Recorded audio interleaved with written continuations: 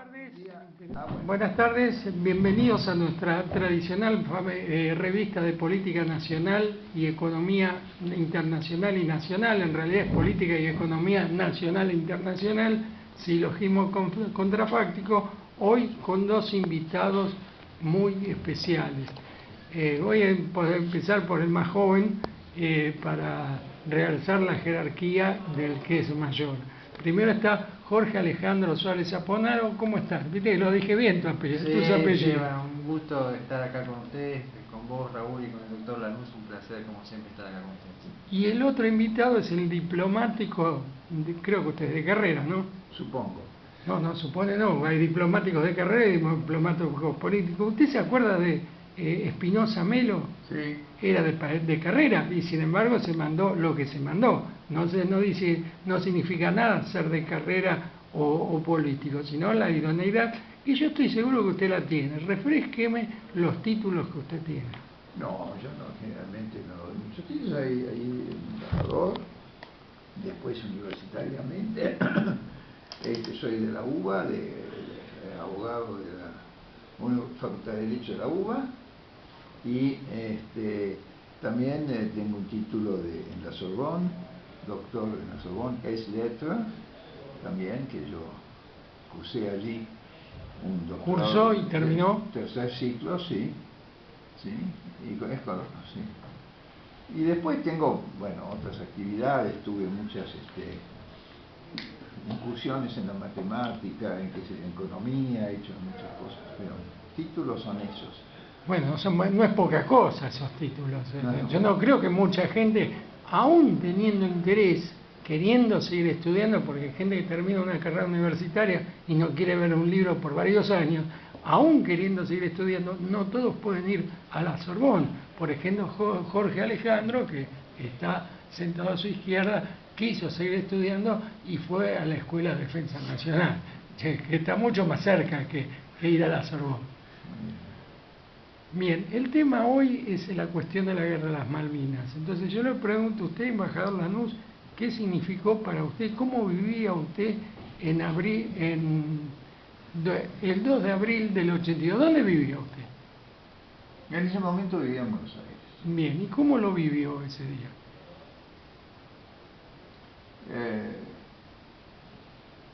Lo viví con un gran rechazo. ¿Por qué? El inicio de esa acción. ¿Por qué? Porque creía que era inconducente para defender nuestros intereses, tal como yo lo veo. No obstante eso, admiré la osadía, la entrega de los soldados, de la gente que lo hizo. Bueno, es una cosa, pero como acción política, como decisión de hacerlo, me parece que así sentí yo en ese momento, ¿no? Porque usted me preguntó qué sentí. Sí, ese fue el sentido de la pregunta. Sí. Si se lo pregunta a Alejandro, no creo que pueda contestar nada porque era un bebé o algo parecido. 2 años.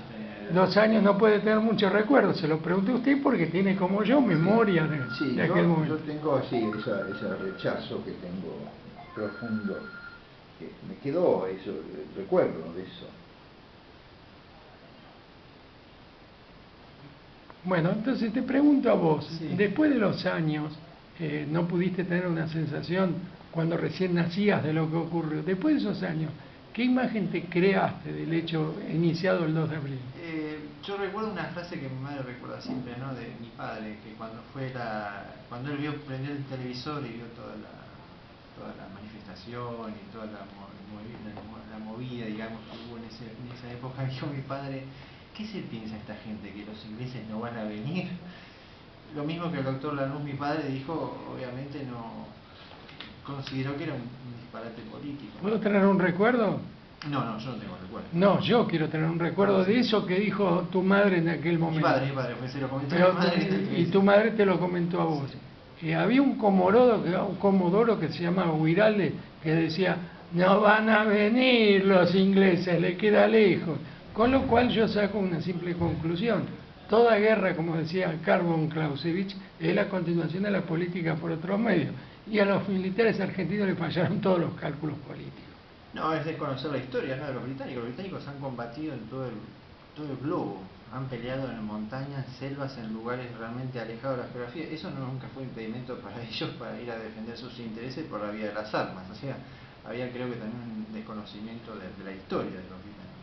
Bueno, sí, si se quiere dar una alternativa militar diferentes a la que optaron los mandos en ese momento, el gobierno en ese momento, hubieran ido a las Malvinas y retirado inmediatamente para llamar la atención internacional de una situación colonial, una situación de ocupación. Era, a mi juicio, más efectivo que embarcarnos en una acción de este tipo, bueno, cuyo resultado se vio después, pero yo pensé antes que no era conveniente. A su juicio, ¿cuáles eran las motivaciones políticas reales de esa acción de la Junta Militar? Bueno, existe en la Argentina un sentimiento real en toda la población de un poco de frustración, porque después de tantos años de ocupación de ese pedazo de tierra argentino no habíamos podido hasta ese momento lograr muchos avances, o por lo menos la solución del problema. Entonces se montaron perdón la palabra, pero se utilizaron o usaron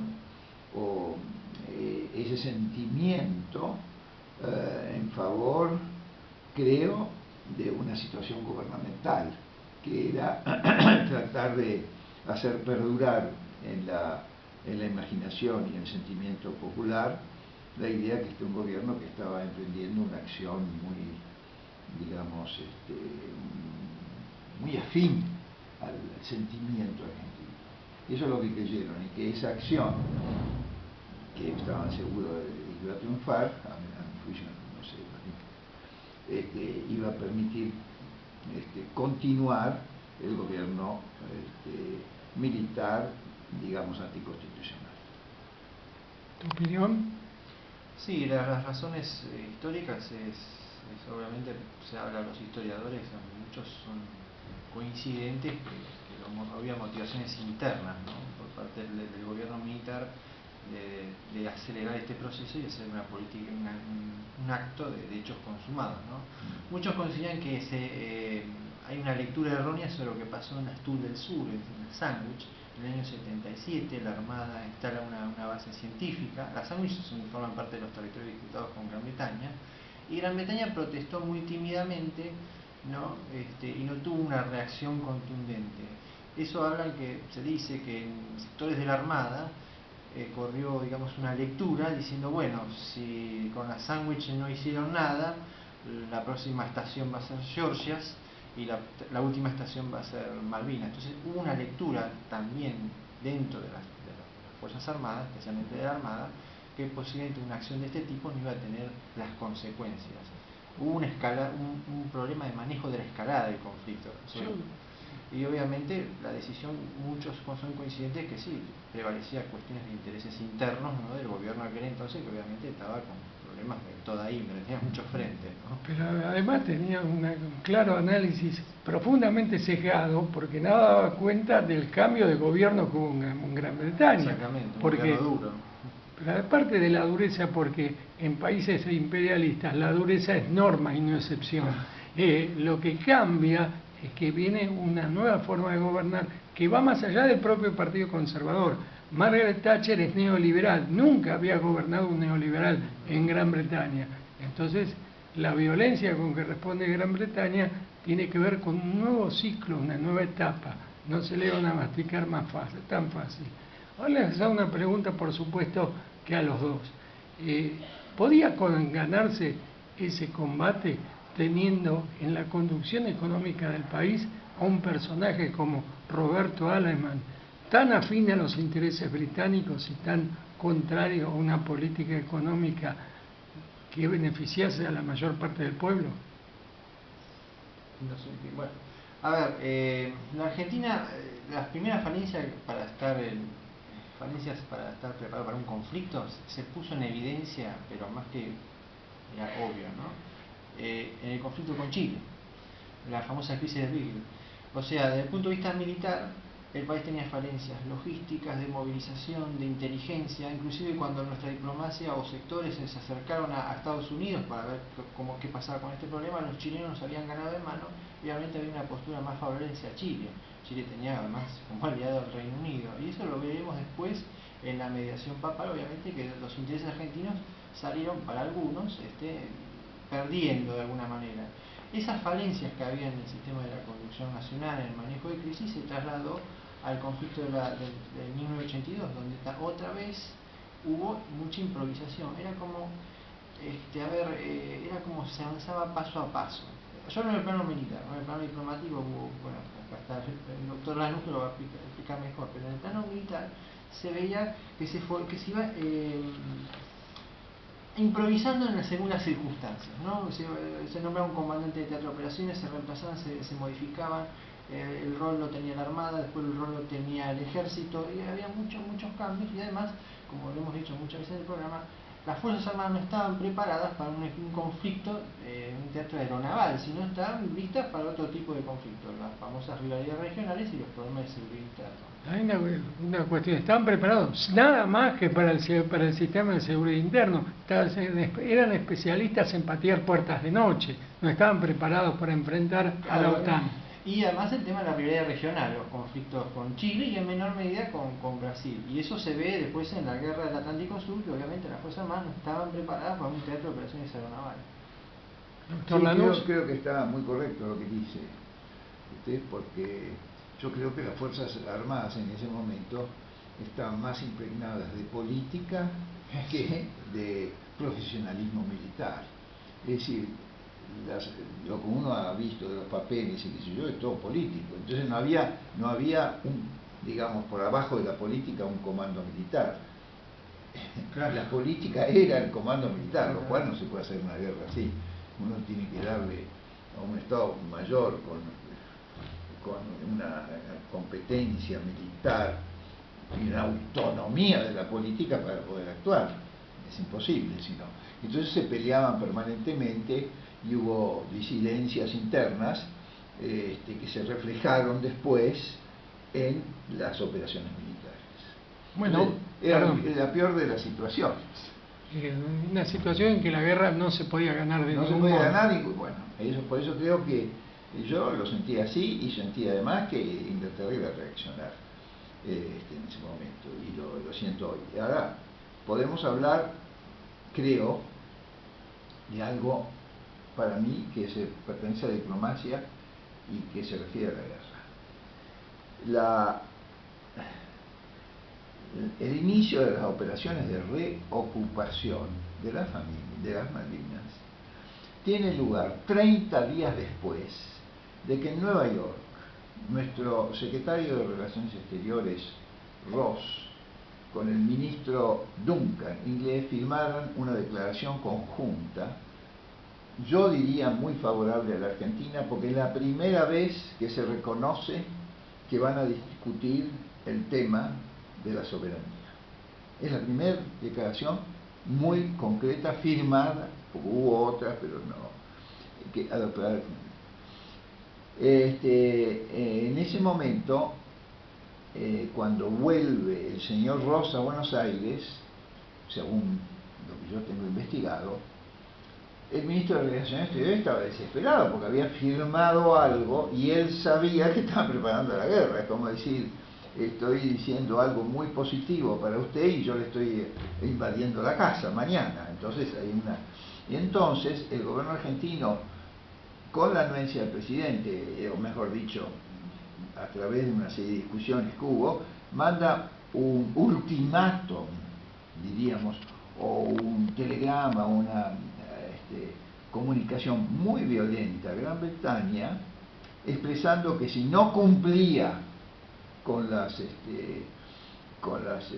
digamos, promesas de avanzar en el proceso de negociación, la Argentina se sentiría libre de tomar carne. Es interesante ver, no lo tengo aquí el texto, ese telegrama.